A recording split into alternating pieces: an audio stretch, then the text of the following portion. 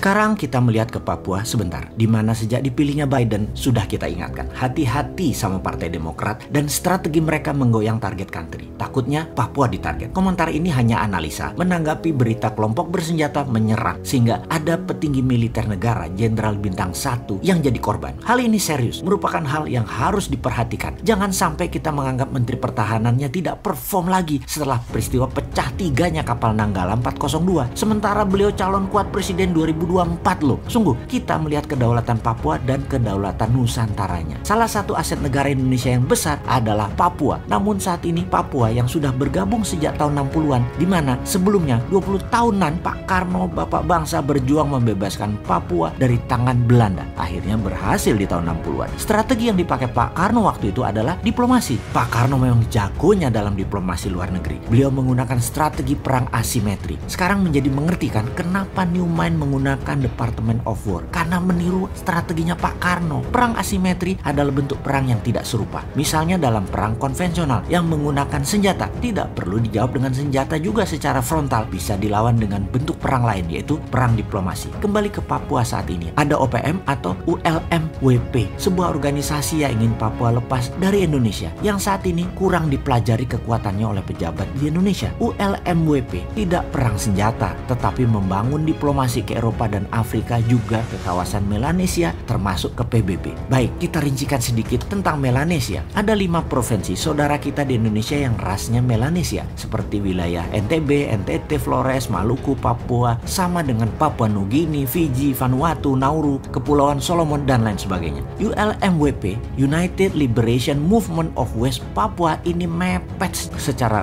kultural, ras, dan diplomasi ke negara Melanesia. Saya cukup tahu wilayah itu semua karena lama beredar di sana atas nama informasi. Saat ini menjadi pejuangnya adalah Dubes Indonesia untuk New Zealand. Berat tugas dia. Berat memang melawan perang asimetrik di Papua itu. Perlu keseriusan pemerintah pusat juga. Kita melihat kelemahan bernegara yang terus jadi pelajaran dan jangan terulang lagi. Misalnya dalam kasus Sipadan Ligitan, pulau yang diambil Malaysia. Malaysia itu tidak pakai senjata. Malaysia pakai kerja 20 tahunan. Malaysia melobi Mahkamah Internasional, melobi PBB, dan meletakkan tradisional fisherman Malaysia terus beredar di sana, sehingga uang, currency, radio, dan penduduknya hanya kenal Malaysia. Ketika waktunya tepat, Malaysia klaim Sipadan Ligitan. Hilang wilayah itu dari peta nasional Indonesia. Itulah perang asimetrik. Di Papua saat ini selalu ada instability, dan instability itu adalah warfare strategi. Dan ini semua harus distrategikan. Jangan naif bernegara. Hati-hati dengan Papua. Sulit memang kalau memandang dari sisi yang berbeda. Si Sontoloyo ini menjadi seakan-akan selalu salah dan selalu kalah. Padahal ini mau mengingatkan. Mengambil Freeport misalnya, atas nama nasionalisme dulunya terlihat pahlawan, namun resikonya sama sekali tidak diperhitungkan. Seakan-akan semua semulus pantat bayi. Gak ada masalah. Bos. Capek deh kalau ngomong urusan beginian dengan beda generasi. Mengambil Freeport ada banyak sisi melihatnya, dan tidak ada satupun yang menguntungkan. Membeli 51% saham pakai dana 70 triliun, sementara untungnya Freeport kecil banget, hanya 200 jutaan dolar atau 3 triliun per tahunnya. Kalau punya 51% itu hanya 1,6 triliun. Dari sisi dagang aja balik modalnya 50 tahun. Geblek bener deh konsep bisnis di otaknya untuk mengambil Freeport dengan cara kemarin loh ya. Atau dari sisi manajemen deh, ternyata tetap McMoran yang kelola walaupun sahamnya 49% atau minoritas. Tetap yang 51% tidak berdaulat. Ingat ya, Freeport itu outputnya atau hasilnya hanya koper konsentrat, bukan gold. Kemudian koper konsentratnya dikirim ke 3 lokasi, ke Jepang, Spanyol, dan Gresik. Yang di Gresik hasilnya apa? Bukan emas juga, masih anoda slime. Jadi mereka berusaha untuk tidak buat finish product yang pure gold 99,99%. Anoda slime-nya dikeluarkan lagi, jadi pajak negara dapatnya kecil. Dia kali sudah 6 presiden sampai saat ini nggak nyadar juga. Dasar old mind. Kesel banget deh gua urusan beginian. Kita kembali ke Amerika saja dulu deh. Biden dan timnya di belakangnya yang solid serta punya pengalaman bernegara yang panjang, maka ada jabatan strategis, dan itu bukan menteri yang dipilih di awal, tetapi jabatan siapa memimpin lembaga intelijen seperti NSI, FBI, DIA, dan CIA. Selain pejabat utamanya, maka deputi-deputinya ditempatkan dulu orang-orang yang akan dipakai untuk menaklukkan dunia. Maka mata panah bosman pribadi adalah seseorang yang bernama Michael Morrell sebagai wakil direktur CIA. Dia adalah orang lama yang sangat loyal kepada Clinton, Obama, juga Biden. Kita lompat sebentar untuk mengingatkan who the hell is Morell. Ada sebuah undang-undang yang dibuat oleh Partai Demokrat di zaman Obama yang dikawal oleh Michael Morell dulu dan timnya. Yang harus kita awasi dari sisi Indonesia adalah mereka mengusulkan Undang-Undang Foreign Relation Authorization Act yang spesifik membahas tentang Papua.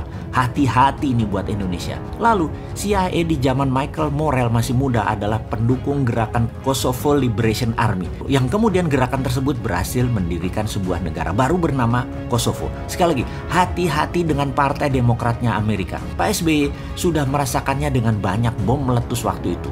Obama presidennya dari Demokrat. Soekarno sudah merasakan dengan dilengserkannya dirinya. Presidennya adalah LBJ, Lyndon B. Johnson dari Partai Demokrat juga. Soeharto sudah merasakan serangan economic hitman di zaman Clinton waktu itu. Habibie sudah merasakannya juga di zaman Clinton presidennya dari Partai Demokrat hingga lepas Timur Timur. Operasi CIA selalu dimainkan oleh mereka. Gerakan insurgensi adalah ciri Partai Demokrat menyerang luar negeri. Kalau Partai Republik perangnya di permukaan. Kalau Partai Demokrat warfare-nya pakai CIA operation dan shadow. Saya jadi takut urusan Papua. Itu saja. Kalau sama Trump, saya nggak takut Indonesia bakal belah karena bukan target Trump. Trump musuhnya Tiongkok dalam dagang. Dan ideologi demokrasi Amerika versus komunisme itu juga dengan Tiongkok. Namun dengan Partai Demokrat, beda game plan mereka. Kita buka strategi Madam Secretary Hillary Clinton waktu itu yang terkenal dengan nama pivot to Asia. Yang diincar apa? Menengok ke Asia itu adalah ambil sumber daya alamnya. Front Timur Tengah untuk energi, minyak, dan gas bumi.